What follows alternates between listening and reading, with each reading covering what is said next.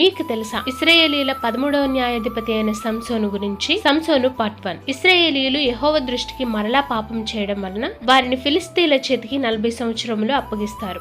ఆ కాలంలో దాను వంశస్థుడును జోరియా పట్టణస్థుడైన మానోహ అనే ఒక మనుషుడు ఉంటాడు. అతని భార్య గొడ్రాలు. ఒక రోజు యెహోవా దూత ఆమెకు ప్రత్యక్షమై, నీవు గర్భవతి అయి కుమారుని కంటావు కాబట్టి జాగ్రత్తగా ఉండుము. ద్రాక్షారసము కాని మద్యమునే కాని తాగవద్దు. అపవిత్రమైనదేదియు తినకుండా ఉండుము. నీవు కుమారుని కనిన తర్వాత అతని తల మీద మంగళ కత్తి వేయకూడదు. ఆ బిడ్డ పుట్టినది మొదలుకొని దేవునికి నాజీరు చేయబడిన వాడై ఫిలిస్తీయుల చేతిలో నుండి ఇశ్రాయేలును రక్షించునని చెప్తుంది. అలాగనే ఆమె గర్భవతి కుమారుని కని అతనికి సంసోను అని పేరు పెడుతుంది. అతను ఎదిగినప్పుడు యెహోవా అతనిని ఆశీర్వదిస్తాడు. అప్పుడు అతను బహు బలవంతుడవుతాడు. ఒక రోజు సంసోను తిమ్నాతుకు వెళ్లి అక్కడ ఫిలిస్తీయుల కుమార్తెలలో ఒక ఆమెను చూచి తన తల్లిదండ్రులతో ఆమెను నాకిచ్చి వివాహం చేయమని అడుగుతాడు. అందుకు వారు, సున్నతి పొందని ఫిలిస్తీయులలో నుండి కన్యకును తెచ్చుకొనుటకు వెళ్ళుచున్నావా అని అభ్యంతరపరుస్తారు. అయినను సంసోను తన తండ్రితో, నాకిష్టమైనది కనుక నా కొరకు ఆమెను తెప్పించమని అడుగుతాడు. కాని వారు గ్రహించలేకపోతారు. దేవుని దూత వారితో చెప్పిన ప్రకారం అందుకేనేమో ఫిలిస్తీయుల స్త్రీ వలన దేవుని కార్యము చేయబోతున్నాడేమో అని వారు గ్రహించలేకపోతారు. సంసోను తన తల్లిదండ్రులతో పాటు తిమ్నాతుకు వెళ్లేటప్పుడు బొబ్బరించుచూ వస్తున్న సింహాన్ని చూస్తాడు. అప్పుడు దేవుని ఆత్మ అతన్ని ప్రేరేపించగా అతని చేతిలో ఏమీ లేనప్పటికీ మేకపిల్లని చీల్చినట్లు దాన్ని చీల్చివేస్తాడు. కొంతకాలం తర్వాత ఆ స్త్రీని తెచ్చుకొనుటకు వెళ్లినప్పుడు తాను చంపిన సింహపు కళేబరములో తేనెటీగ గుంపును చూచి ఆ తేనెను తీసుకొని తినుచు